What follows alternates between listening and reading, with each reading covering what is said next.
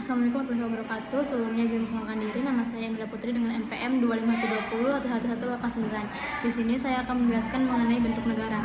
Jadi bentuk negara adalah cara satu negara mengatur kekuasaan dan wilayahnya, terutama hubungan antara pemerintah pusat dan daerah-daerah di bawahnya. Jadi bentuk negara menggambarkan bagaimana negara itu disusun dan dijalankan. Secara umum bentuk negara dibagi menjadi dua jenis utama, yaitu negara kesatuan dan negara serikat. Negara kesatuan yaitu negara yang kekuasaan tertingginya dipegang oleh pemerintah pusat. Artinya, pemerintah pusat memiliki wewenang tertinggi atas seluruh daerah di negara itu.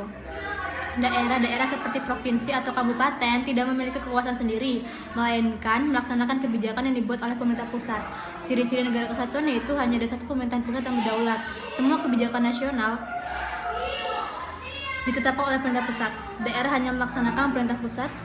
Kemudian ada konstitusi, yaitu undang-undang dasar berlaku untuk seluruh wilayah tanpa pengecualian. Hubungan antara pusat dan daerah bisa sentralisasi, semua keputusan diambil pusat, dan desentralisasi, yaitu daerah diberi kewenangan atau misalnya otonomi daerah seperti Indonesia.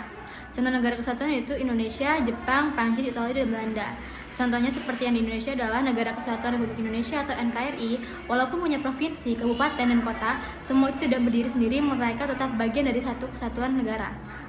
Namun Indonesia mengatur atas desentralisasi, artinya daerah diberikan otonomi untuk mengatur urusannya sendiri, misalnya pendidikan, kesehatan, dan budaya lokal, tetapi tetap dalam lingkungan NKRI. Yang kedua, negara serikat, yaitu negara yang terbentuk dari beberapa negara bagian yang bersatu membentuk satu negara besar atau federasi. Dalam sistem ini ada dua tingkat pemerintahan. Yang pertama, pemerintahan pusat mengurus hal-hal besar seperti pertahanan, luar negeri, dan mata uang. Yang kedua, pemerintahan negara bagian mengurus urusan dalam negeri masing-masing seperti pendidikan, transportasi, atau hukum daerah. Ciri-ciri negara serikat adalah pemerintah pusat dan pemerintah negara bagian. Masing-masing punya konstitusi, undang-undangnya sendiri. Kekuasaan dibagi antara pusat, negara bagian, dan negara bagian punya hak otonomi luas dan tidak bisa dihapus oleh pemerintah pusat. Biasanya, pembagian kekuasaan diatur dalam konstitusi federal. Contoh negara serikat yaitu Amerika Serikat, Jerman, Australia, Malaysia, dan India. Contoh dalam prakteknya yaitu misalnya di Amerika Serikat, pemerintah federal mengurus militer, berhubungan luar negeri, dan dolar.